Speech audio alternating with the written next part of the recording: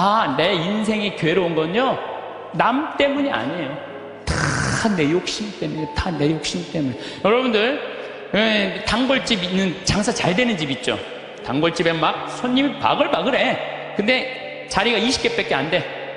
그런데 그냥 막 한 50명이 돌아가. 사장이 막 100그릇을 팔아도 너무너무 행복해. 막 사람들이 막 돌아가고. 그런데 요 100그릇에 만족하지 않고 돌아가는 사람이 아까운 거야. 돌아가는 사람 아까운 거예요. 아유, 저거 내가 가게 조금만 크게 지면은 내가 저것도 다 팔 수 있는데 500그릇까지 팔 수 있을 것 같은데. 그래갖고 이제 땅을 좀 사서 건물을 크게 져요. 100명 앉을 수 있는 좌석을 해갖고. 그러니까 뭐 음식도 맛있고 그러니까 사람들이 한 200그릇 팔려. 그럼 100그릇 팔다가 200그릇 팔리면 행복해, 안 행복해요? 행복해져. 근데 이 사람은요, 목표가 500그릇이야. 500그릇이니까 몇 그릇 손해본다고 생각해? 300그릇 손해본다고 생각을 하는 거야. 그러니까 옛날에는 그냥 100그릇 팔 때는 얼굴이 반짝반짝 웃고 그냥 손님들한테 너무너무 다정했는데, 옮겨갖고 째려보는 거야. 오늘 300명이 안 왔네. 이것이 어떻게 하면 좋지? 웃던 사장 얼굴이 새로 이사가 거나 얼굴이 굳어 있어. 직원도 2명이면 충분하던 걸 10명 주려고 그러니까 은행에 이제까지 빚까지 해갖고 건물을 줘놨는데, 옛날에는 그냥 뼈국물, 오리지널 뼈국물만 울고갖고 손님한테 줬는데, 아이씨, 이거 돈이 안 되네. 야, 우유 타, 막. 우유 타. 그러니까 손님들이 와서, 옛날에 그 맛이 아니네. 이 사람이 집 옮겨가더니, 그 집 옛날에 그 맛이 아니야. 그러면 순식간에 망하는 거예요. 그래서 다 욕심 때문에 망하는 거예요. 욕심 때문에. 영상을 라디오처럼 편하게 틀어놓고 들으셔도 좋습니다. 구독과 좋아요, 알람 설정 꾹 눌러주세요. 황창현 신부님의 행복 특강 지금 바로 시작합니다. 우선 기도 바치고 시작하도록 하겠습니다. 성부와 성자와 성령의 이름으로. 아멘. 하나님 아버지, 죄에 이르는 길이라는 주제로 저희들이 이야기를 나누고 있습니다. 우리 인간은 나약하기 때문에 어쩔 수 없이 죄를 지을 수밖에 없는 운명에 있는 나약한 존재들입니다. 그러기에 당신은 우리에게 용서라는 아름다운 선물을 베풀어 주셨고, 우리는 회개를 통해서 또 밝고 행복한 당신 나라를 향해서 갈 수 있는 용기를 얻습니다. 이 시간 함께하여 주시어 우리들이 죄를 짓는 삶보다는 사랑을 하는 삶이 될 수 있도록 이 시간 함께하여 주소서. 영광이 성부와 성자와 성령께, 성부와 성자와 성령의 이름으로. 아멘. 참 예수님, 반갑습니다. 네. 제가 우리가 죄에 이르는 길이라는 주제로 지금 강의를 하고 있습니다. 우리가 죄에 이르는 길은 뭐냐면 게을를 때 죄를 많이 져요. 일이 없는 사람이 꼭 남 탓하고 핑계대고, 그리고 아무 일도 안 하면 생각이요 멍청해지고 생각이 이상한 쪽으로 많이 흐르는 경우가 참 많아요. 그래서 우리 생태마을 직원들은 일이 너무 많아. 1년 내내 너무 바빠요. 사실 우리 생태마을 이렇게 보면은 1월달, 2월달은 콩을 600가마를 삶아요. 1월달, 2월달 콩을 600가마. 그러니까 그냥 솥 큰 거 10개를 가지고 하루에 4가마 삶기가 바빠요. 왜냐하면 콩은 한 6배 정도 불어나거든요. 그러니까 그냥 요즘 우리 생태마을 직원들이 신부님 청국장 좀 그만 팔라고 힘들어 죽겠다고. 그래서 콩 하죠. 또 1월달, 2월달은 아토피 아이들 힐링 캠프래요. 아토피가 먹을 거리가 중요하거든요. 그래서 아토피 하지. 또 이제 3월달 되면 거름, 또 우분 하다가 거름 팍 피지. 그리고 그냥 3월달 되면 그냥 상추, 무슨 치커리, 쑥갓, 뭐 감자, 고추, 모종 내기가 너무너무 바빠요. 그러니까 그거 하다 보면 훌쩍 지나가. 저는 또 이제 3월달에 이제 또 사수 이제 강의 다니고, 4월달 되면 여기 구역장 반장님들 또 여기 오늘도 동창, 고등학교 동창들도 오고, 무슨 세무사님들도 오시고, 4월달, 5월달, 6월달엔 정말로 많이 오고, 피정으로 와요. 그러면은, 이제 3월달에 이제 모종낸 이제 상추, 쑥갓 이런 거 뜯어다가 된장만 갖다 줘도 얼마나 잘 먹는지 몰라요. 맛있다고. 그냥 자연에서 바로 먹으니까. 7월달, 8월달은 우리 학생들도 3,000명 와서 환경 피정하고. 9월달은 또 이제 가을에 김장하려고 배추 배추도 이번에도 한 4만 3천 포기 심어놨어요. 무는 10만 개 심고, 고추는 4천 근 해고, 일이 얼마나 많은지 몰라요. 예. 그러면 이제 9월달 또 이제 10월달 되면 이제 김장하기 시작해. 11월, 12월달까지 해요. 그리고 나는 또 나대로 또 특강 다니고 책 쓰고. 직원들이요, 정말로 그래요. 신부님, 해만 지면 잔다는 거예요. 해만 지면. 죄지 시간이 어디 있어요? 해만 지면 자는데. 예. 이게요, 아무 일도 안 하는 사람이 저녁에 밤새 잠은 안 오고 컴퓨터 인터넷 이상한 거나 보고 다니고 그러는 거예요. 그래서 사람은요, 일을 해야 돼요. 일을 해야 돼. 그리고 또 우리가 죄에 이르는 길이 뭐냐면 시기심이야. 시기심. 남 시기하는 거. 남 잘 되는 꼴을 못 봐. 이게요, 사촌이 땅을 사면 배가 아프지 말고, 사촌이 땅을 사면 어떻게 해야 돼? 축하해줘야 돼요. 다 같이 잘 살아야 돼요. 제가 말씀드렸지만 유대인들은요, 철저하게 민족끼리는 서로 책임진다. 그러니까 그 민족 유대의식이 철저한 거예요. 우리도 정말 여기 어려운 형제들끼리, 제가 그래서 요즘 우리 형제들하고 하는 얘기가 그거예요. 야, 우리도 개 모으자. 우리 형제들. 예, 그래갖고 50만원, 100만원씩 모아갖고, 이제 우리 형제들이 4형제인데 개 모아갖고 우리 잘 살라고 그러는 게, 조카가 6이니까 걔네들 뭐 가게 하나 할 때 무이자로 빌려주는 거, 무이자로. 그러면 일어서는 게 훨씬 빠른 거죠. 유대인이 그렇게 해서 다 잘 사는 거. 우리나라 사람들도 그런데 그냥 우리나라 사람들은 그냥 이자 꿔주고 그냥 뭐 조금 돈 한 1,000만원 주고 이자를 2,000만원, 3,000만원. 이게 다 하느님 앞에서 책임져야 되는 사람들이에요. 다 하느님 앞에서. 그래서 저 출애굽기 18장에 보면 이웃한테 돈 꿔주고 이자 받지 말라는 거예요. 그 사람이 살게 해주는 게 크게 세상 사는 맛이지, 그 돈 꿔주고 그냥 막 돈 못 갚으면 신체 포기값서 막 쓰라 그러고, 이건 정말로 죄가 꽉 차 있는 거죠. 근데 거기다가 판단까지 부정적으로 해. 그냥 자기 눈에 있는 들보 끊을 생각하는 남의 눈엔 티끌만 찾아내려고. 여러분들 신앙생활하는 이유가 뭐예요?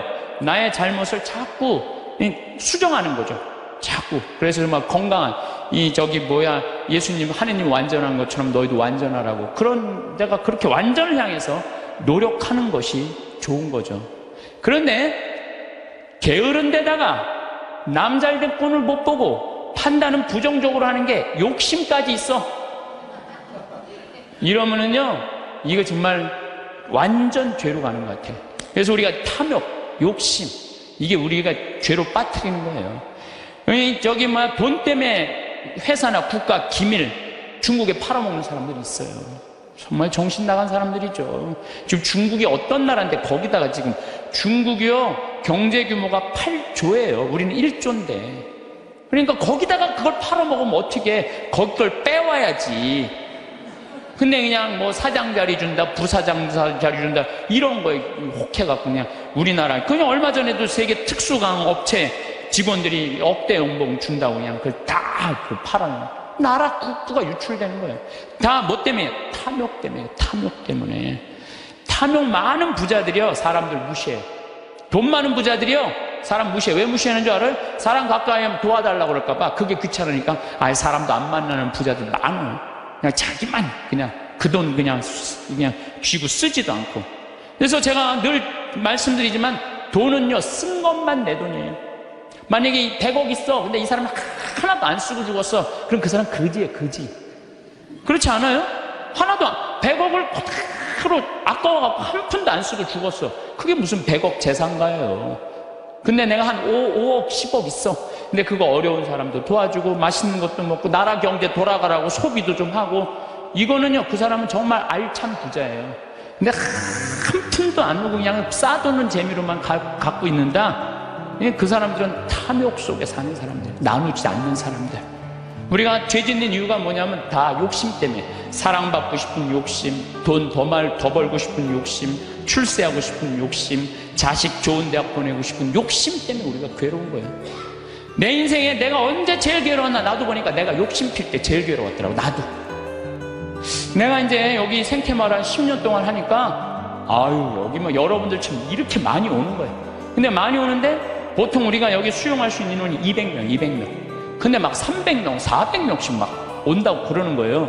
그러니까 3년 전, 4년 전에 이제 여기 한 거의 진짜 한 100억을 들여서 정말 꾸며놨어요. 근데 한 300명, 400명 오니까 200명이 딱 맞는다는데 욕심이 생기는, 내가. 이거 강당이 너무 조그만데 이거 좀 크게 해야지. 그래갖고 황토 성당 지으려고 계획을 했었어요. 설계까지 다 했어요. 사제관도 우리 부관장 신부님들이 오니까 사제관도 통나무집 좋은 데 있는데 황토 사제관을 짓는다고 설계도 다 해놨어요. 수영장도 저 마당에다 수영장도 해놔갖고 오는 분들이 수영도 또 내가 욕심을 피는 거죠.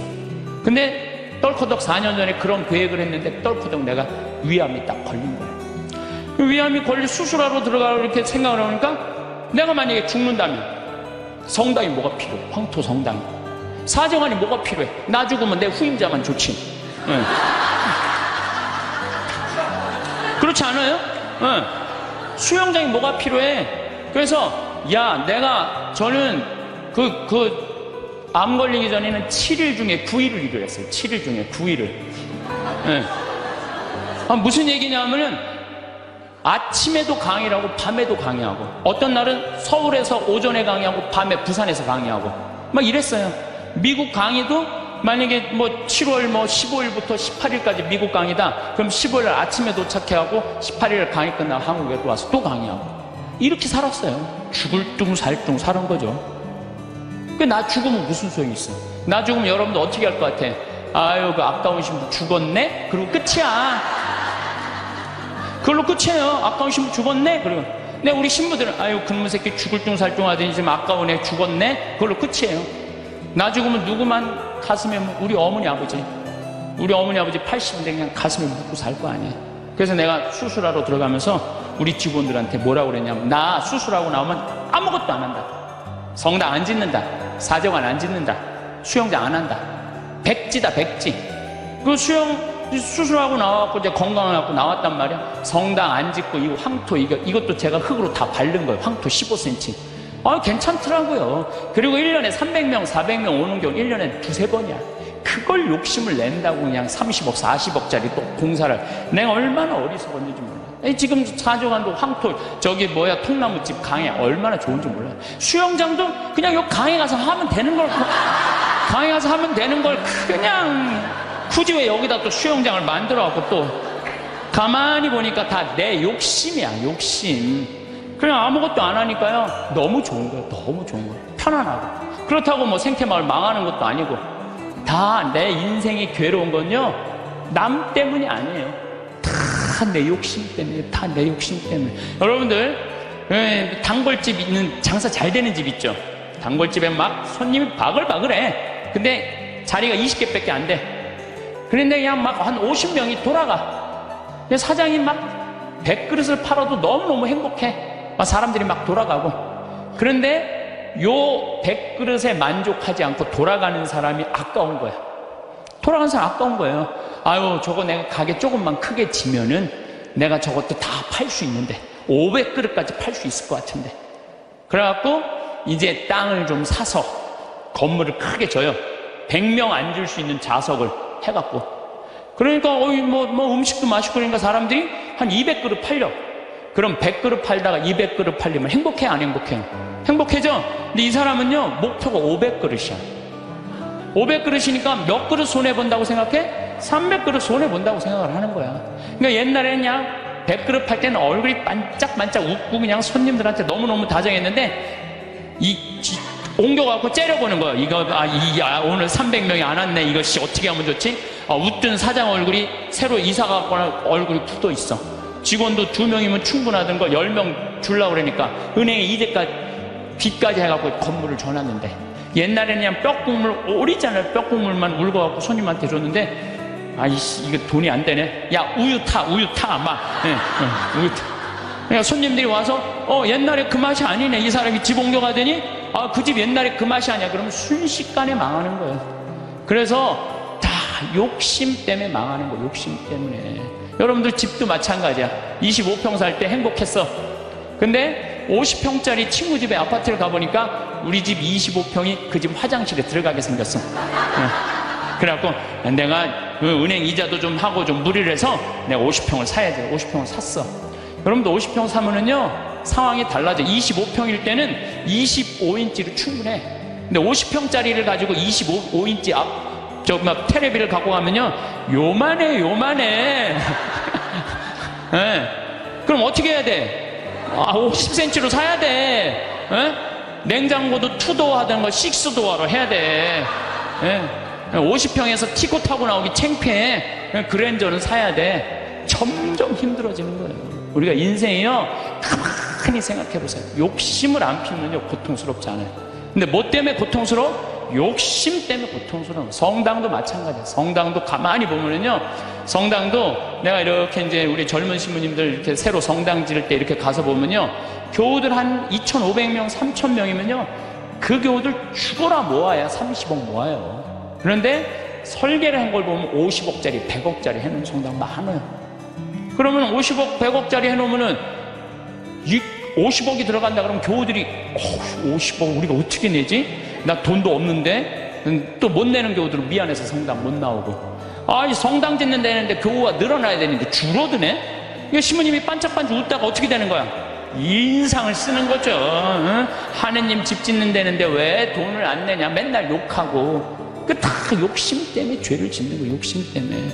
욕심을 안 피면요, 우리가 정말로 행복해요. 얼마나 좀 대한민국 살기 좋아요. 제가 얘기하잖아요. 여기 우리 생태마을 와서 일하면은 한 달에 180만 원 준다고. 고등학교 3학년 애들 60 넘은 사람은 안 써요. 우리도.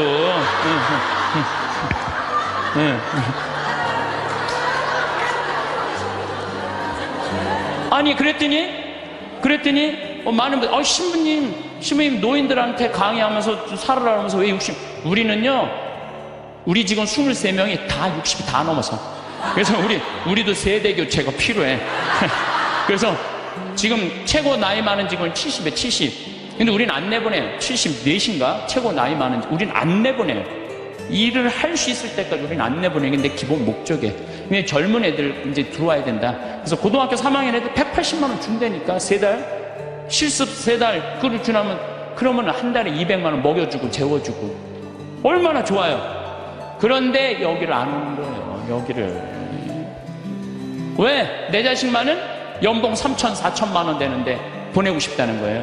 여러분들, 미국 사람들이요, 얼마 버는 사람이 제일 행복한 줄 알아요? 4만 달러 버는 사람들이 제일 행복하대요. 이 연봉. 그래서 4만 달러면 얼마냐면 우리나라 4천만 원, 4천만 원. 4천만 원이면요, 우리나라에서 300만 원 정도 버는 사람이요, 미국에서 제일 행복하대요. 근데 우리나라 사람은 어떤 줄 알아요? 500만 원을 한 달에 벌어도 자기네들은 저소득자라고 생각을 하는 거예요. 500만 원을 벌어도.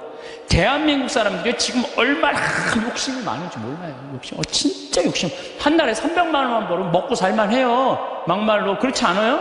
한 달에 300만 먹고 살만 하지 않아요? 뭐가 문제? 애 학원만 안 보내면 충분하지.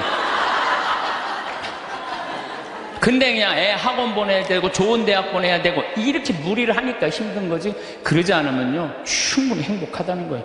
그러니까 자식들한테 욕심도, 우리가 참 우리나라 사람들 욕심 많은 거. 이거 어떤 그 명왕성이라는 영화 찍은 감독 얘기 아니에요. 전교 2등 하는 여자아이가 있을 때, 전교 2등. 전교 2등이면 공부 정말로 잘하는 거예요. 나는 전교 610명 중에 597등에서 597등. 전교 2등이 뭐야? 난 전교 100등 안에만 들어도 원도 한도 없겠어. 근데 2등 하는 애한테 엄마가 맨날 그러는 거야. 조금만 더 하면 잘할 수 있을 텐데 왜 1등을 못 해오냐 이거야. 얘는 근데 죽을 만큼 해도 그 1등을 못 따라가는 거야. 죽을 만큼 해도 1등을 못 따라. 얘는 얼마나 힘들겠어. 근데 한번 1등 하는 애가 뭐 몸이 아팠는지 어땠는지 시험을 잘못 봐갖고 얘가 전교 1등을 한 거야. 그래갖고 엄마한테 1등 딱 성적표를 주고 딱 네 말하고 죽었어요. 이제 됐지. 엄마 욕심 채웠으니까 이제 됐지 하고 아파트에서 때리면서 죽은 거예요. 이렇게 지금 우리가 자녀들을, 우리들 욕심 때문에 수도 없는 아이들이 죽어나가고 있어요. 영원히. 수도 없는. 아니 머리가 안 돌아가는 애한테 공부하라 그러면 돼요. 머리가 안 돌아가는 애한테 뭐라 이래라 그래야지. 공부하라 그러면 돼요. 그래서 제가 항상 하는 얘기가 그 얘기예요. 포크레인 가르치라 이거. 포크레인, 트랙터, 용접 기술이요 정말 좋은 거예요. 그런 것들이 시간 가는지 몰라요. 일 열심히 하고 그러면 사는 게 재밌거든요. 욕심 때문에 우리가 고통을 겪는 경우가 너무 많아요. 여기 계신 여러분들, 혹시 빚 있는 분들 걱정하지 말아라. 빚도 갚다 못 갚으면 죽으면 되지 뭐 걱정이야. 그걸 뭐 걱정하고 그래. 갚다 못 갚으면 죽으면 되지. 내가 자살하라는 게 아니에요. 여러분들 지금 빚 걱정한다고 갚아져요? 갚아지는 게 아니잖아요. 근데 그냥 빚에 눌려서 사는 기쁨이 하나도 없어. 근데 미국 사람들은요 30살에 은행에다 대출해갖고 집을 사요. 평생 갚아요. 평생. 그러니까 빚 갚는 건 갚는 거고 사는 건 사는 거야. 그러니까 여러분들 아파트를 샀어. 그러면은 10년 갚을 거 20년에 갚으면 되잖아. 나눠서 갚으면 되잖아. 아무것도 안 쓰고 죽을 둥 살둥 10년 갚았어. 그래갖고 이제 좀 숨통 좀 쉬려고 그러는데 30평짜리 아파트에서 이제 했는데 갑자기 50평짜리 아파트를 또 사고 싶은 거야. 그럼 또 대출 받아갖고 50평 죽을 둥 평생 그냥 돈 한 푼도 못 쓰고 집만 늙히다가 죽는 사람들 많아요. 그런 사람들 많아요. 뭐하러 살아? 조금 빚을 천천히 갚고 때가 되면 갚아지는 거니까. 그건 뭐 여행도 다니고 먹고 싶은 것도 먹고 그러고 살아야지 사는 게 즐거운 거 아니에요. 그러니까 너무 안달하면서 살지 말라는 거예요. 너무 욕심 피다가 한 푼도 못 쓰고 죽는 사람들 많아요. 여러분들 나라 경제가 3%면은 우리나라 경제 성장률이 3%예요. 그러면은 이자 3% 이상 주는 은행은 없어요. 나라 경제 성장률이 7%면은 이자 7% 줄 수 있어요. 근데 우리나라는 지금 10년 이상 지금 3%에서 왔다 갔다 해요. 그러면 어떤 은행에다가 넣어도 3% 이상 주는 은행은 없어요. 만약에 이 은행이 10% 준다? 그럼 이 은행은 문제가 있는 은행이에요. 근데 동양증권이 10% 준다고 그런 거예요. 10%. 그러니까 평생 3억을 모아뒀어. 3억을 모아뒀는데 3% 주면은 얼마야? 한 달에 많이 받아 100만 원 받는 거예요. 근데 10%면은 3억이면 얼마냐면은 그래도 한 달에 거의 한 300만 원 받는 거야. 그러니까 이 100만 원하고 300만 원하고 어떨 것 같아요? 여러분들 어느 걸 선택할 것 같아요?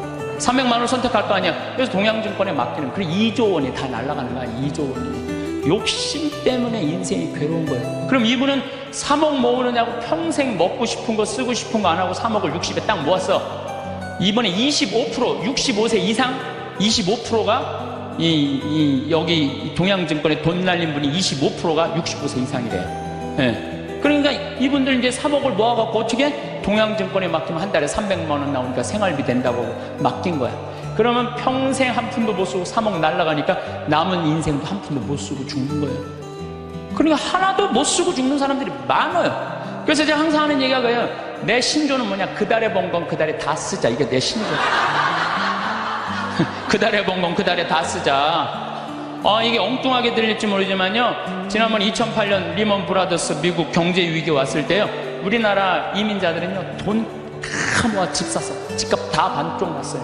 근데 멕시코 애들은요. 주급을 받아요. 미국 애들은. 금요일 날 받으면 토요일 날 일요일 날 다 모아서 먹고 쓰는 거야. 그리고 또 월요일부터 죽으라고 일하고 금요일 날 또 다. 그래갖고 내가 그때 강의 갔을 때 그분들이 저 사람들이 인생 제대로 사는 거라고. 우린 평생 살면서 고생만 했지 마음 놓고 먹어본 적이 없는데 쟤네들은 토요일날 일요일만 되면 모여가고 먹고 그냥 쟤네들은 날아갈 것도 없으니까 얼마나 속 편이야 이거예요. 날아갈 것도 없으니까 속쓰리는 거냐. 한국 사람들만 그냥 집 다 사던 한국 사람들은 속쓰리는 거예요. 그러니까 여러분들 써라. 쓰고 열심히 벌면 된다. 쓰고 물론 저축도 하긴 해야 되지만은 돈 아까워갖고 한 푼도 못 쓰는 사람들 이런 사람들 참 많아요. 그래서 우리가 좀 지혜로워야 돼. 욕심이 얼마 전에는 무슨 여행사에서 200만 원을 주면 2억을 준다고 그랬는데 돈이 얼마나 많이 모이는지 모른다고 지금 경찰에서 지금 조사 들어갔잖아요. 여러분들 그게 지금 가능한 얘기예요? 200만 원을 줬는데 2억을 벌리게 해준다는 게 가능해요? 근데 그 수많은 사람들이 그 돈을 넣는 게 뭐야? 다 이놈의 욕심 때문에 죄를 짓는 거예요. 욕심 때문에. 그러니까 여러분들은 누가 5% 줄 테니까 돈 맡겨. 믿지 마세요. 3%만 맡기세요. 3%만. 그래갖고 괜히 소중하게 모은 돈 하루아침에 날리지 마시고 차라리 그 날리는 대신 쓰는 게 더 나아. 먹고 돌아다니면 억울하지는 않잖아. 한 푼도 안 쓰고 그냥 그대로 날아가면요. 그때 땅을 치고 통곡하지 마시고 신부 말을 좀 들으세요.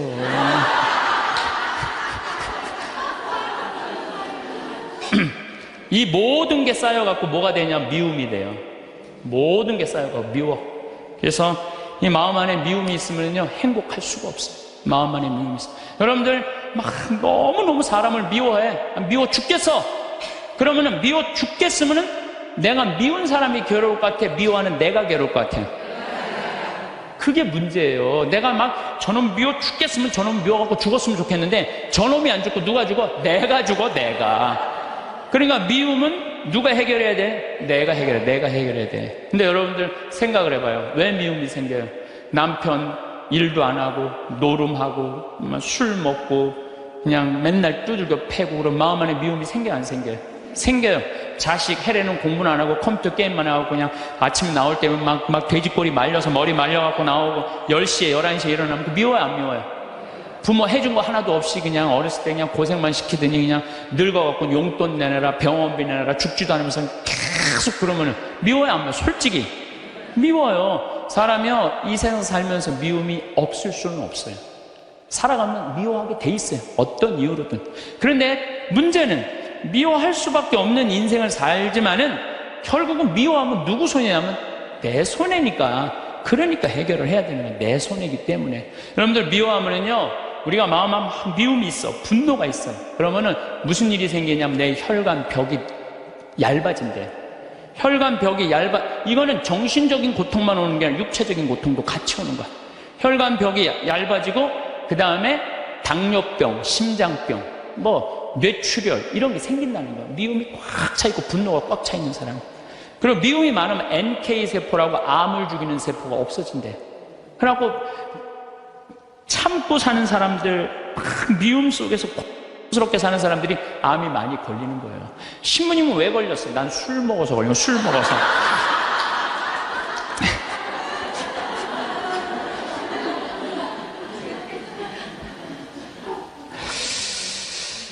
미운 사람이 막 신경이 쓰여. 그 사람 때문에 분노가 일어나.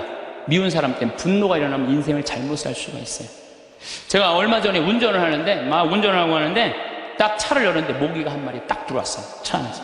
음내를 운전하고 하는데 모기가 계속 날아다니는 거예요. 신경이 무지하게 쓰이더라고요. 근데 이놈이 싹 날아가더니 갑자기 바지 아래쪽으로 싹 들어가는 거예요. 다리 쪽으로 막 들어가는 거야. 그래서 싹 하더니 조용해졌어요. 이제 물길보 직전인 거야. 이걸 잡아야 되겠다. 그래갖고 이제 바로 보이니까 여기 어디 있나 이렇게 찾는데 갑자기 앞에서 빵 소리가 나더라고요. 보니까 내가 그 모기 찾는다고 중앙선을 넘어서서 25톤 트럭한테 달려가고 있더라고요. 그냥 그 트럭이 꽝 한 거예요. 내가 정신 차리고 정말 심장이 쓰러요. 내가 모기 한 마리 잡으려다가 죽을 뻔했잖아요. 모기 한 마리 잡으려다가 죽을 뻔했어요. 여러분들 우리 인생 살면서 미운 사람 있어요. 신경에 거슬리는 사람 있어요. 근데 그 사람 잡으려고 그러다가 여러분 인생 망친 경우가 있어요. 우리가 지금 뭐 하는 게 중요해? 내 인생 운전하는 게 중요해. 그러니까 그 사람들 굳이 신경 쓰지 않아도 된다는 거예요. 근데 우리는 다 해결하려고 그래. 그냥 전부 그냥 다 사랑하려고 그래. 다 내가 미운 사람이 있으면 예수님한테 미안해. 그렇죠? 내가 미워하는 사람이 있으면 예수님한테 미안하잖아요. 그래갖고 그냥 이 사람도 사랑하고 주 예수의 이름으로 이 사람도 사랑하고 저 사람도 사랑하고 주 예수의 이름으로. 근데 여러분들 그러지 마세요. 어떻게 다 사랑해요. 이 사람은요, 동그란 사람, 네모난 사람, 세모난 사람, 별난 사람 있어요. 근데 중간에 삐죽한 놈이 있어요. 삐죽한 말 한마디 해도 상처 주는, 꼭 나한테 미움을 불러일으킨 사람이 있어요. 늘 하는 얘기지만 기분 좋게 파마를 했어. 근데 삐죽한 놈이 한마디에 파마를 왜 그렇게 했어? 얼굴이 떡판 같잖아. 그냥 그 사람만 만나면 너무 미운 거야. 내가 예수님 믿는 사람이 이렇게 미워하면 안 되지. 그래갖고 이 사람을 용서를 해요. 자기가 정말 힘들지만 정말로 주 예수의 이름으로 용서를 또 해줘요. 해주는데 또 겨울에 또 한다는 소리가 저기 남편이 돈 못 벌어? 옷을 이렇게 후줄구리하게 입고 다녀. 끝이야. 착한 사람들이 이게 문제예요. 그러니까 파마를 왜 그렇게 했어? 얼굴이 떡판 같잖아. 그러면은 이런 사람은 누굴 소개시키자면 별난 놈을 소개시켜. 별난 놈. 찔러도 안 들어가는 놈. 네가 파마비 대줬냐? 파마도 안 되는 게 내가 떡판 같은 네가 무슨 상관이야? 이러면요, 별난 사람은 상처를 안 입어요. 근데 동그란 사람은 파마를 왜 그렇게 해서 얼굴이 떡판 같잖아? 그러면 착한 사람은 뭐라고 그러냐면 그러게 하다 보니까 그렇게 됐네. 그리고 어디 가서 울어? 성당 가서 우는 거야. 그러지 말라는 거예요. 어떻게 모든 사람을 사랑해요. 여러분들, 우리가 착각하고 있는 게 있어요. 성서에 모두 사랑하라는 말은 없어요. 서로 사랑하라고 그랬지. 언제 모두 사랑하라고 그랬어? 서로 사랑하라고 그랬지. 예수님 다 사랑했어요? 예수님? 나는 성서를 아무리 읽어봐도 예수님 다 사랑한 거 찾아볼 길이 없어요. 예수님이요, 회당장 야이로의 딸 살리러 갈 때, 회당장 야이로의 딸을 막 살리러 가는데 12년 동안 하혈한 여자가 예수님 딱 붙잡아요. 그러니까 예수님이 가다가 내 몸에서 기적의 힘이 나갔다. 누구냐? 제자들이 막 찾아요. 누군가. 근데 여자가 저라고, 제가 12년 동안 이 하혈하는 거 고치려고 재산을 다 탕진해갖고 마지막으로 선생님 만졌다고. 그러니까 딸아, 내 믿음이 너를 살렸다. 이랬을 때 진짜 어깨 우쭐했던 건 제자들이에요. 이야, 우리 스승님은 옷만 만져도 저렇게 다 낫는구나. 참 기가 막히다. 다음엔 누구야? 뭐 회당장 딸이 죽었다. 가자. 쫙 갔어요. 근데 딱 갔는데 예수님이 집에서 돌변해.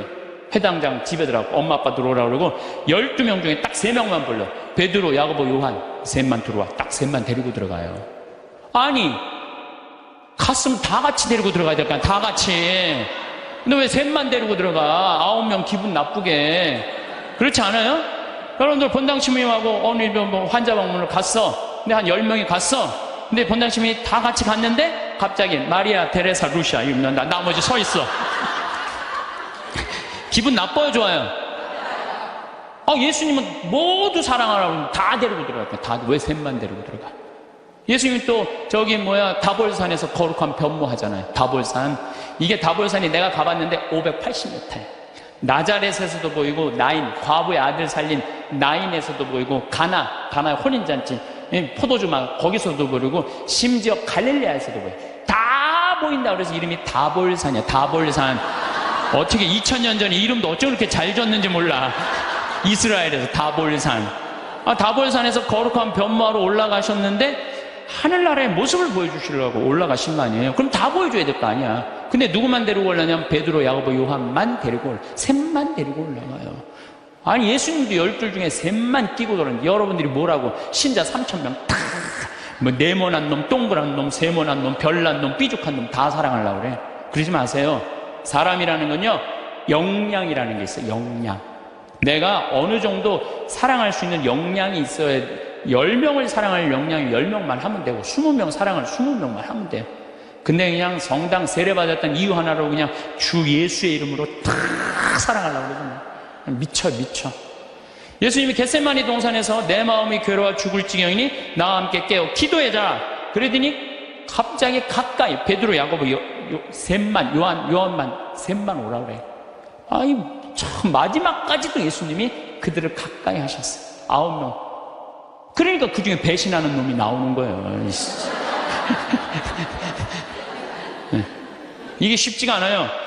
사도 바오로도 저하고 같은 생각을 하셨던 것 같아요. 데살로니가 2서 3장 13절을 보면 이런 말이 나와요. 형제 여러분, 여러분은 낙심하지 말고 계속 좋은 일을 하십시오. 좋은 일은 해내는 거예요. 낙심하지 말고. 우리가 이 편지에 적어 보내는 말에 누가 순종하지 않거든 그를 주목하여 그와 상종하지 마십시오. 상종하지 말래잖아요. 다 사랑하라는 게 아니에요. 상종하지 마십시오. 그렇게 하여 그가 부끄러운 일을 당하게 하십시오. 굉장히 감정적으로 썼어요. 그가 부끄러운 일을 당하게 하십시오. 그러나 그를 원수처럼 여기지는 말고 형제처럼 타이르십시오. 그러니까 우리가 이 사랑의 기준이요, 아주 애매한 거예요. 원수처럼 여기지는 말라는 거예요. 상종하지는 말되. 그러니까 내가 마음에 드는 사람만 사랑하는 거는 좀 나같이 영적인 단계가 낮은 사람이 하는 거고, 조금 더 높은 단계는 인간은 나약한 존재라는 걸 인정하는 거예요. 인간 사실 나약한 존재예요. 저나 여러분이나 다 나약해요. 여기 우리 이제 4월달, 5월달에 이제 상추 막 이제 쑥간 뭐 이러고 막 나잖아요. 그럼 우리가 얘기해요. 제발 따지 말라고. 또 상추를 따도 이게 잘 이렇게 솎아내면 되는데 깔린다고 그러잖아요. 잘 깔리면 되는데 서울 분들은 뽑아. 그럼 여러분들 상추가요, 자라면 1m까지 자라요. 1m까지 계속 먹을 수 있는 거예요, 상추는. 근데 그걸 뽑아버리면은 우리가 그 씨 내고 이게 얼마나 우리가 소중한데. 그 뽑아갖고 또 내 몰래 또 막 봉투 얼마나, 아예 올 때부터 봉투를 갖고 오나 봐. 생태마을 가면은 우리가 뜯어갈 수 있다. 그럼 굉장히 속이 상해요. 우리 직원들이 그 힘들게 농사 짓는데. 그런데 저는 이해가 가요. 사람이요, 우리가 공짜 좋아하잖아요. 공짜. 그것도 생태마을 이렇게 자연으로 농약 안 치는 거 있다 그러니까 그냥 갖고 가고 싶은 그런 마음. 그래서 나는 우리 직원들한테 뽑아 가지 말라고 얘기는 하지만 그거 갖고 뭐라고 그러지 말아라. 얼마나 가져가고 싶으면 그랬겠느냐. 인간을 이해하는 거죠. 이해를 하는 거예요. 그래서 여러분들 이게 있어요. 사람은 나약한 존재다, 부족한 존재다라는 걸 이해하기 시작하면요, 사람이 이해 안 될 사람이 없어요. 다 그래, 세상 사는 게 얼마나 힘들으면 그렇게 하겠어 라고 이해하기 시작하면요, 그렇게 미워할 것도 없어요, 보면. 그리고 아주 적극적인 방법은 뭐냐면은 얘기하는 거예요. 너 그렇게 말해서 난 너무 기분 나빠. 앞으로 너 나에 대해서 지금 헛소문을 퍼뜨리는데, 너 내가 들었어. 그러니까 난 그런 말 한 적 없어. 내가 들었다니까. 나 한 적 없어. 그래도 그렇게 말을 하고 나면은요, 어떤 문제가 있냐면 다음에는요, 무서워서 경계하게 돼 있어요. 근데 우리는 끝까지 말 안 해. 그래서 속에서만 끓이는 거야. 저걸 어떻게 하면 좋은가? 그냥 성당에 가서 그냥 예수님 앞에서 울고, 그냥 예수님하고만 그러고 상대, 나하고 문제를 일으키는 사람한테는 한마디도 안 하는 거예요. 그래서 부부 사이도 마찬가지라는 거예요. 내가 남편한테 기분 나쁜 일이 있어 얘기를 해라는 거예요. 근데 우리는 대부분 말 안 하고 참는 거예요. 혼자 끊임없이 상상을 하는 거예요. 그래서 그냥 나중에는 그냥 분노가 되는 경우가. 그래서 폭발이 돼갖고 그냥 너 죽고 나 죽자 해갖고 그냥 이 가스불 켜놓고 그냥 폭발을 그냥. 방화의 16%가 홧김에 지르는 불이래잖아요. 그래서 참 우리가 이 용서라는 게 참 그래서 중요한 거예요. 용서라는 게. 여러분들 파바로티하고 루치아노 파바로티, 호세 카레라스, 그 다음에 플라치도 도밍고, 이 세 사람이 세계 3대 테너라고 그러잖아요. 근데 1984년에 호세 카레라스가 백혈병에 걸려요. 호세 카레라스가 백혈병에 걸려갖고 이제 치료를 다니는데, 그때는 뭐 30년 전이니까 돈이 없으니까 미국 시애틀로 이제 치료를 한 달에 한 번씩 비행기를 타고 왔다 갔다 하는 거예요.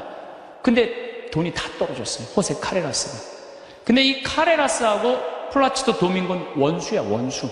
무슨 법안 문제가 있어요. 그래갖고 도밍고가 공연 가는 데는 카레라스는 안 갔어요. 그리고 카레라스가 공연 가는 데는 도밍고가 안 갔어요. 그리고 아예 처음부터 도밍고가 공연 갈 때 그래, 나는 카레라스를 부르면 안 간다. 아예. 이거 원수였어요.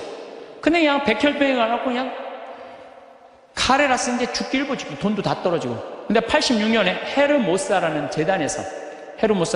백혈병 재단에서 연락이 와요. 우리가 당신 도와줄 수 있을 것 같다고. 그러니까 호세 카레라스는 너무 신나는 거죠. 이제 내가 유명하니까 이런 데서 날 다 도와주는구나. 그래서 그 헤르모사라는 재단의 도움을 받아갖고 병이 다 나요. 병이 다 나갖고 이제 카레라스가 너무 또 유명해져요. 나도 이제 87년에 카레라스가 백혈병을 극복하고 이 훌륭한 성악가다. 그래서 그전에는 카레라스를 몰랐는데, 뭐 CD를 사서 들어보니까 목소리 너무너무 곱더라고. 이 사람이 10%의 생존율밖에 안 되는데 이걸 극복하고 이 아름다운 노래를. 나한테 CD를 많이 샀죠. 그래갖고 아마 그때 엄청나게 돈을 벌었나 봐요, 카레라스가. 돈을 많이 벌으니까 이제 헤르모사라는 재단한테 내가 이제 당신들을 도와줄 수 있을 것 같다. 그래갖고 연락을 해갖고 정관을 보내달라고 그랬더니 정관에 딱 창립자가 누구냐면 플라치도 도밍고야. 원수 돈을 받아갖고 자기가 그렇게 한 거예요. 그러니까 막 길길이 뛴 거죠. 내가 이 원수 돈을 받아갖고 내가 이렇게 병을 내가 이거 치유했더니 왜 나한테 얘기를 안 했느냐? 그랬더니 그 재단에서 무슨 소리냐. 원래 이런 재단은 없었다. 근데 당신이 병이 들었을 때 플라치도 도밍고 씨가 도와주고 싶은데 직접 도와준다면 자존심 상해서 안 받을 거 아니냐. 그러니까 무기명으로 이 재단을 당신을 위해서 설립한 거다. 당신을 위해서. 그래갖고 도와준. 이 카레라스가 이 얘기를 듣고요, 너무 창피했던 거죠. 그래갖고 자기가 그 미워했던 플라치도 도밍고한테 마드리드에서 도밍고가 공연할 때 올라가갖고 노래 중간에 거기서 무릎을 꿇어요. 무릎을 꿇고 날 용서해달라고. 내가 당신 때문에 살았는데 당신이 그 미워한 나를. 예, 도민고가 딱 이렇게 해서 아니라고. 당신 목소리가 너무 아까워서 내가 정말 도와주고 싶어서 도와줬다. 그리고 이제 그때부터 이제 세계 3대 테너, 플라치도 도밍고, 호세 카레라스, 예, 파바로티 이제 세상 떠났지만 그 노래를. 나도 그 잠실체육관에 그 세 분이 왔을 때 노래했는데 둘이 이렇게 바라보고 노래를 하는데 얼마나 다정하게. 그래서 여러분들 우리가 그 아는 노래 중에 파니스 안젤리쿠스, 그래서 아름다운 거예요. 카레라스하고 도밍고가 같이 노래를 둘이 부르는 거예요. 이게 둘이 부르면 멋있거든요.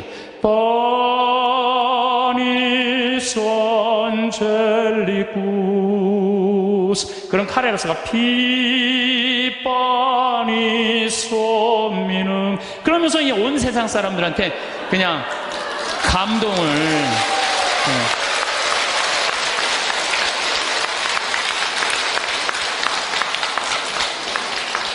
그래서 여러분들 우리가요 용서할 때 행복한 거예요. 용서할 때 내 마음이 자유로운 거예요. 신부님, 근데 그 사람이 내 남편이면 어떻게? 그건 나도 몰라. 그 남편이면 나도 몰라 어떻게 되는지.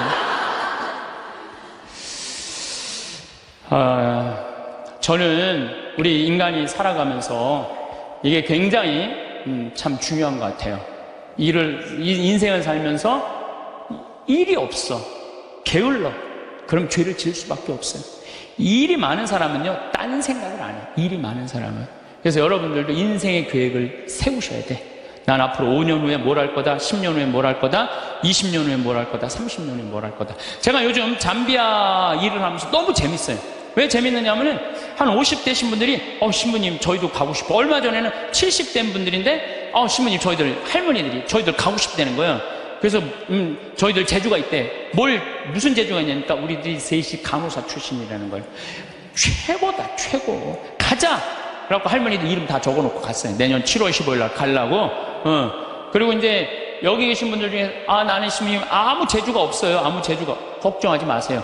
내년에 7월 15일 가기 전에 여기 우리 생태마을에서 벽돌 쌓는 조족 기술 가르쳐 줄 거예요. 진짜로 조족 기술. 그리고 아프리카는 집 짓는 게 어렵지가 않아요. 무슨 냉난방 시설 안 하잖아요. 벽돌만 쌓으면 돼. 벽돌 쌓고 지붕만 하면 집이야. 근데 그 벽돌도 이 개미산이라는 게 있어요. 개미산. 그 개미산이 개미들이 집을 짓는데 얼마나 튼튼한지 장정 둘이서 곡괭이로 한 달을 깨도 못 깨요. 근데 이제 이번에 이제 큰 포크레인 이제 보냈기 때문에 그거는 30분이면 깨요. 근데 그 개미산의 그 흙으로 벽돌을 찍으면요 이거 콘크리트보다 더 단단해요. 그래서 내가 벽돌 찍는 기계도 이제 사서 이제 보낼 거예요. 그래갖고 이제 여러분들 가갖고 벽돌 찍고 그냥 조족 그대로 쌓으면 돼. 그러니까 걱정하지 말아요. 일은 천지가 이래, 천지가. 내가 계획을 안 세워서 그렇지. 그래서 일을 하는 사람은 죄를 안 져요. 그 다음에 시기, 남 칭찬해줘라. 옆에 사람들 잘 되면 얼마나 좋아요. 칭찬해주고. 사촌이 땅을 사면 축하해 줍시다. 예? 우리 다 같이 잘 살아야지. 다 같이. 예. 그러고 난 다음에 판단을 해도 부정적인 판단을 해야 돼, 긍정적인 판단을 해야 돼. 항상 좋은 쪽으로 생각을 하세요.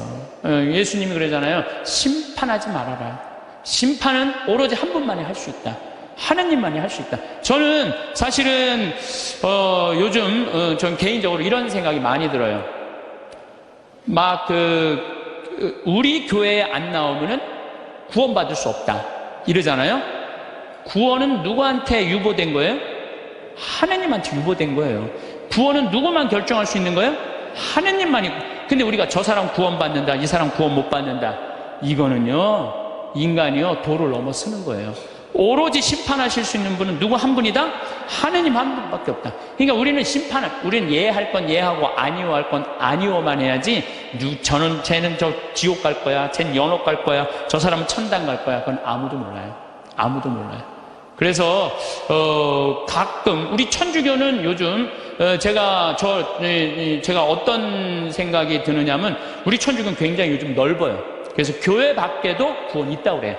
근데 난 전적으로 동의해요. 교회 밖에도 구원이 있어요. 여러분들 우리 조상님들은 세례 받았어요, 안 받았어요? 500년 전, 1000년 전 조상님들은 세례 못 받았잖아요. 그럼 다 지옥 가 있어요? 아니죠. 그럼 천당 가 있어요? 모르죠. 모르잖아요. 그러니까 누구한테 유보시켜줘야 돼? 하느님께 유보시켜줘야 돼요. 아니 세례를 안 받아서 착하게 양심적으로 자연의 순리 따라 살아간 분은 하느님 뜻대로 산 사람들이라고 우리가 생각해줘야 되는 거예요. 그러니까 판단하지 말라는 거예요. 판단하지 마. 그 다음에 욕심 피지 말고 1 더하기 1은 2예요. 근데 한 걸음 한 걸음 가지 한 번에 10걸음 가려고 그러면은 떨어지든지 넘어지든지 까지든지 해요. 그러니까 한 걸음 한 걸음 가는 인생, 이게 겸손이에요. 겸손이에요. 저도 수없는 경험을 통해서 나도 욕심 많이 폈었죠. 돈에 대한 욕심, 일에 대한 욕심. 그 펴본 결론, 아니다. 오늘 하루가 제일 중요하다. 하루하루가. 그래서 여러분들 그렇게만 살면요, 남의 재물 탐내지 않는 사람이요, 제일 행복한 사람이에요. 내가 어제도 이런 얘기를 했어요. 굉장히 아주 요즘 뜨는 배우 엄마야. 그랬더니 어떤 사람이 와갖고 요즘 뜨니까 돈 좀 5천만 원 내라고. 그 남의 재물 탐내는 거예요. 그렇지 않아요?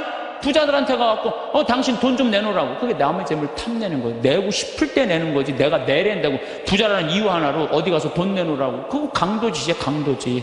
그래서 나는 우리 교우들이 3억을 도와준 거는 내고 싶은 사람들이 낸 거예요. 내가 강제로 내라고 해서 한 사람도 없어요. 딱 2명. 우리 어머니하고 형한테만 강제로 내라고 그러고.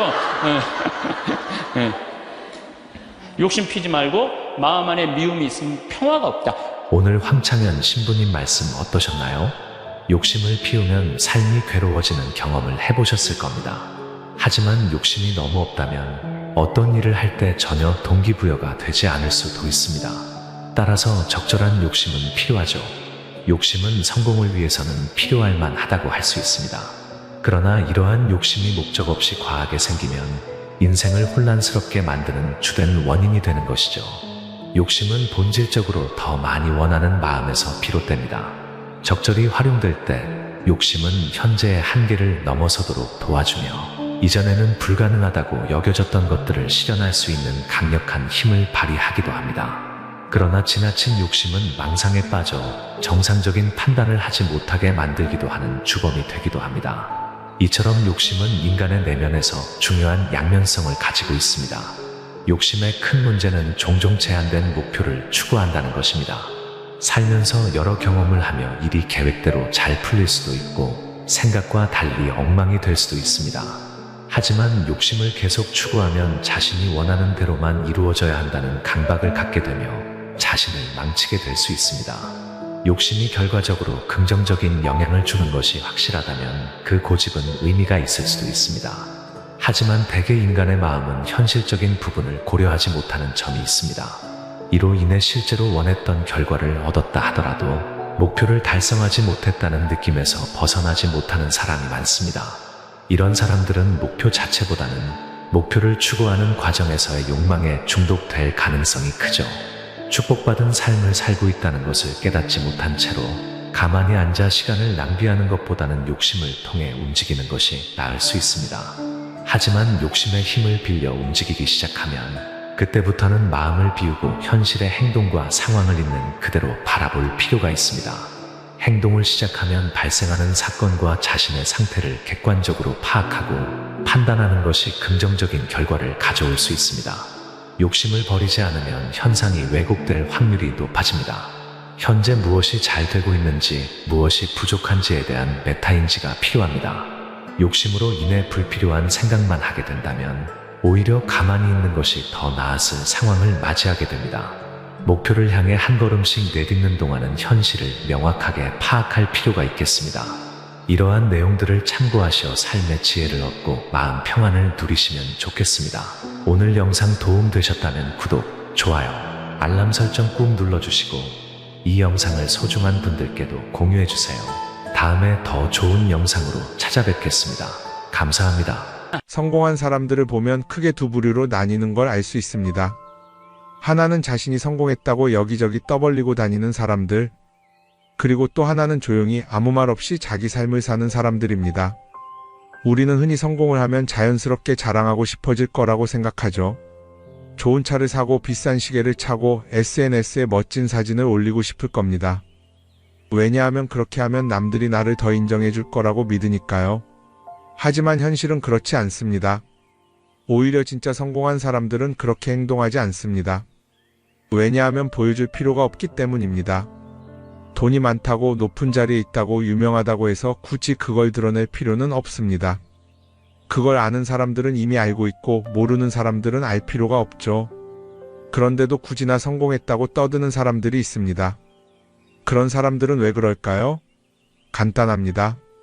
그 사람들은 사실 그렇게까지 성공한 게 아니기 때문입니다. 우리는 종종 SNS에서 성공한 사람들을 봅니다. 해외여행을 가고 고급 레스토랑에서 밥을 먹고 멋진 차를 타고 다니는 모습? 그런데 가만히 보면 그런 걸 보여주는 사람들은 언제나 뭔가를 팔고 있습니다. 강의를 팔든 자기 브랜드를 홍보하든 아니면 단순히 자기 자존감을 유지하려고 하든 간에 결국 목적이 있는 거죠. 진짜 부자들은 그렇게 하지 않습니다. 오히려 조용히 아무도 모르게 자기 일을 합니다. 왜냐하면 자랑해서 얻을 게 없기 때문입니다.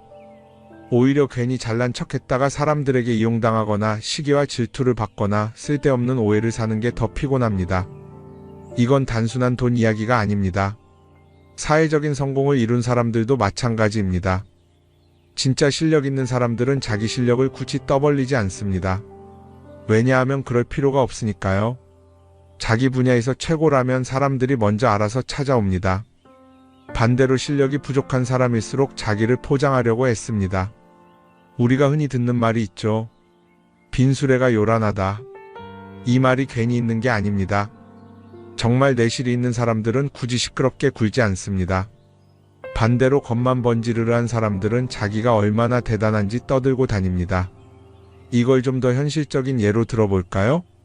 동창회에 나가면 꼭 이런 사람이 있습니다. 옛날에는 별거 아니었는데 갑자기 잘 됐다고 나타나서 자기가 얼마나 성공했는지 자랑하는 사람.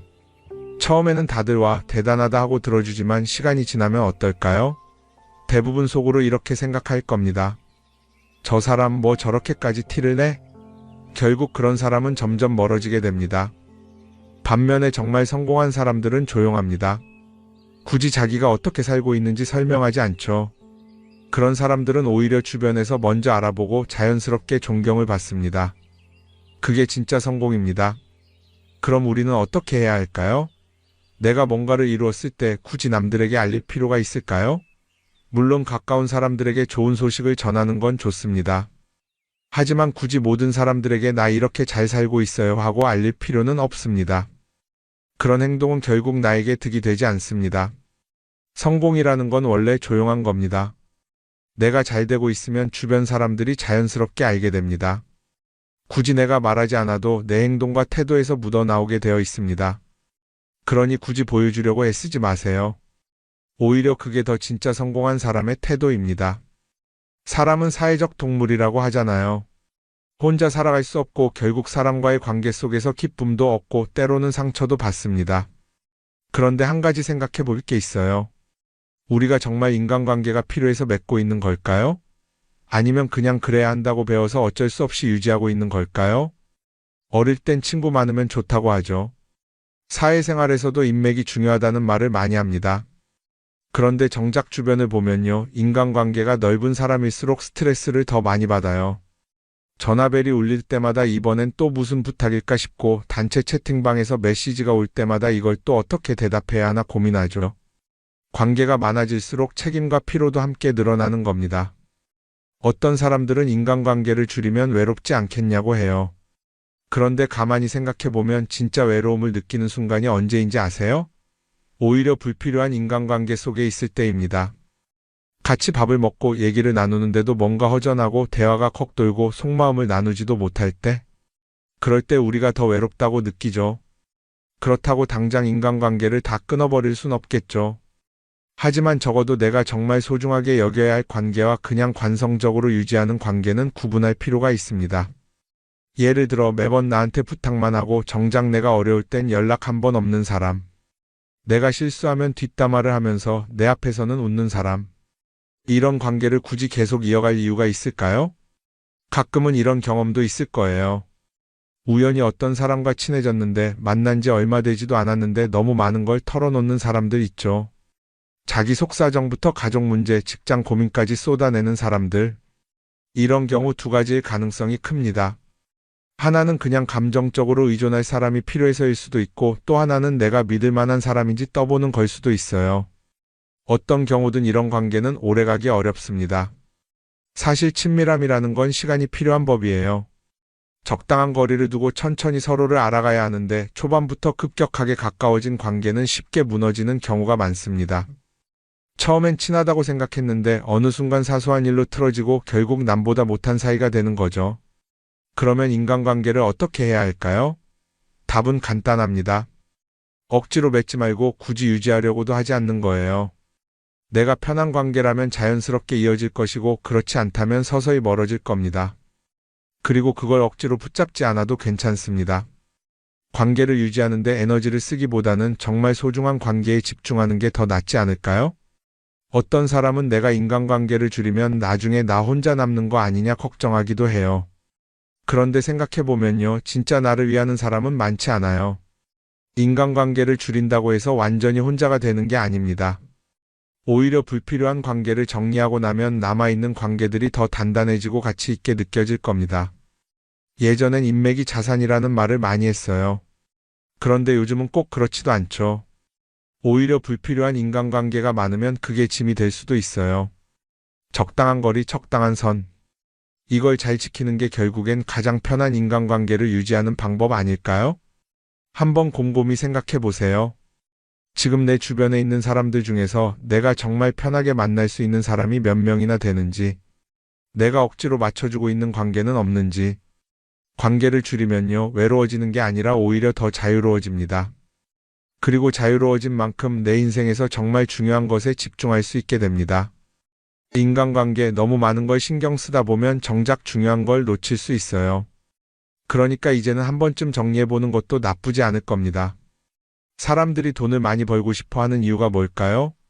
단순히 돈이 많으면 좋으니까? 물론 그것도 있겠지만 사실 돈을 원하는 진짜 이유는 더 나은 삶을 살기 위해서겠죠. 그런데 문제는 돈을 많이 번다고 해서 반드시 삶이 나아지는 건 아니라는 겁니다. 오히려 더 많이 벌수록 더 많이 쓰게 되는 경우가 많아요. 가끔 이런 생각해 본 적 없으세요?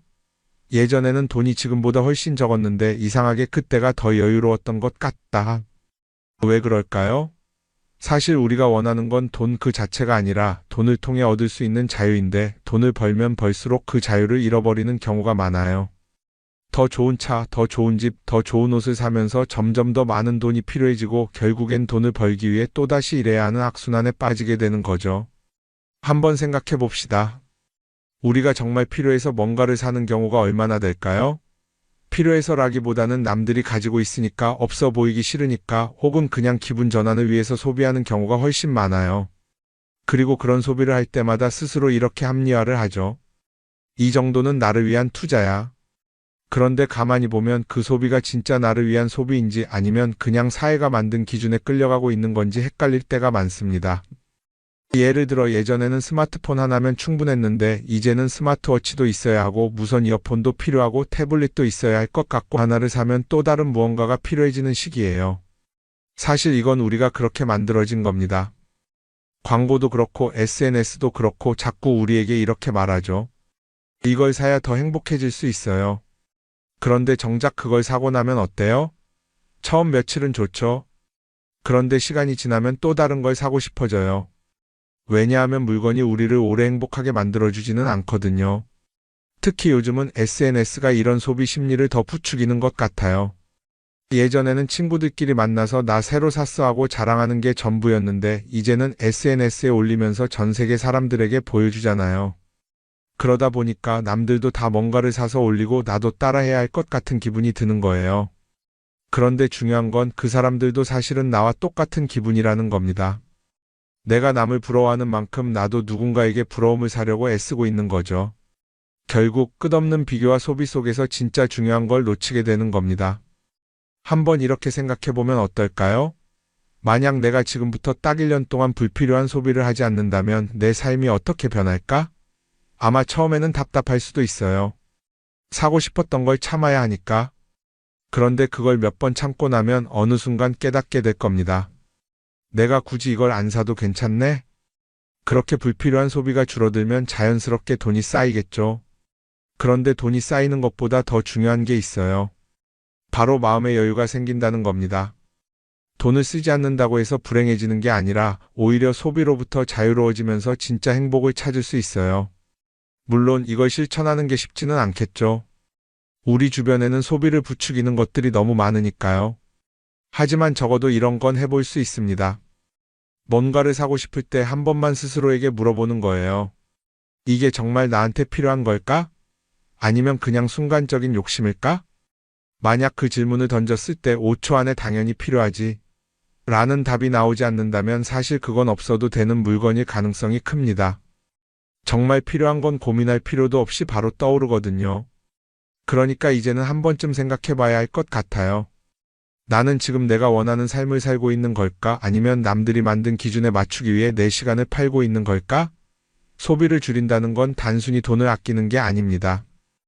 그건 결국 내 삶의 선택권을 되찾는 일이거든요. 돈을 많이 버는 것도 중요하지만 더 중요한 건 그 돈을 어떻게 쓰느냐입니다. 그리고 때로는 아무것도 사지 않는 게 최고의 선택일 수도 있어요. 우리는 요즘 SNS 없이 사는 게 거의 불가능한 시대에 살고 있죠.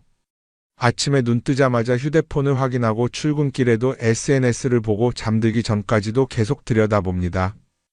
그러면서 남들이 어떻게 사는지 보고 나도 모르게 비교하게 되고 때로는 초조해지기도 하죠. SNS에 올라오는 사진들 한번 보세요.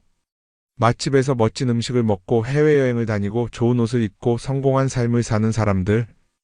그런데 가만히 보면 이 사람들이 정말 행복해서 저런 사진을 올리는 걸까요? 아니면 그냥 행복해 보이고 싶은 걸까요? 실제로 SNS에 가장 많이 올라오는 사진이 뭔지 아세요? 남들이 부러워할 만한 순간들입니다. 집에서 편하게 쉬고 있는 모습이나 출근길에 지친 얼굴, 어제 먹다 남은 배달 음식 사진 같은 건 잘 안 올리죠. 대신 멋진 레스토랑, 명품 가방, 고급 호텔 같은 것들이 올라옵니다. 왜 그럴까요? 결국 SNS는 보여주기 위한 공간이기 때문입니다. 여기서 중요한 게 있어요.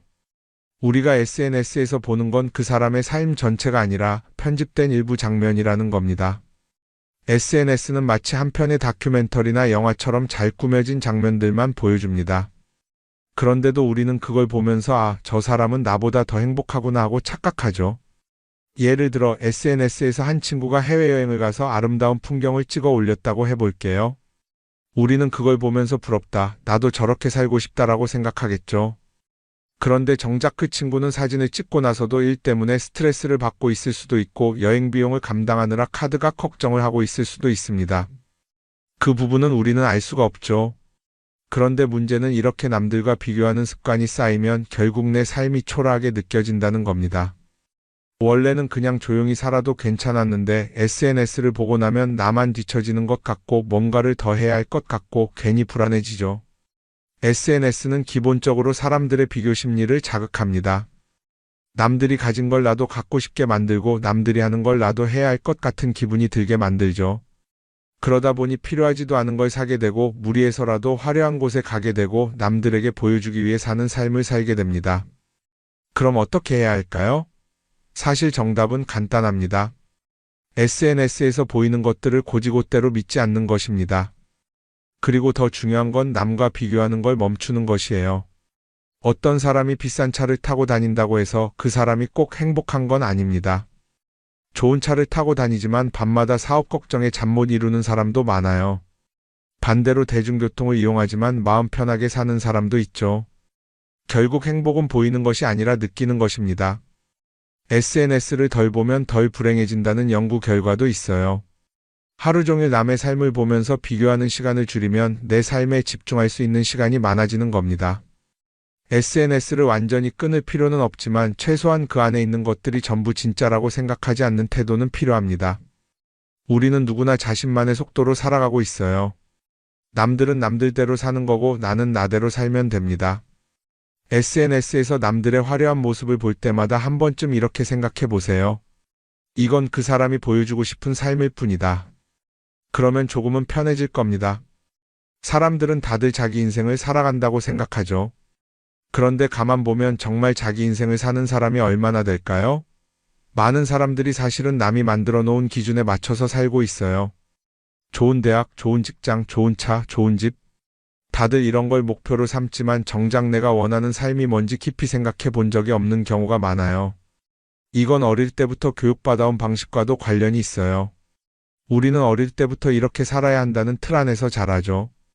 공부 열심히 해서 좋은 성적을 받아야 하고, 좋은 직장을 가져야 하고, 결혼도 적당한 때에 해야 하고, 마치 인생이 정해진 수순이라도 있는 것처럼요. 그러다 보니 나 스스로 정말 원하는 걸 고민하기보다는 그냥 남들이 정해놓은 목표를 따라가게 돼요. 그런데 이렇게 남의 기준에 맞춰서 살다 보면 어느 순간 공허함을 느끼게 됩니다. 이게 정말 내가 원했던 삶인가? 하는 의문이 들 때가 오죠.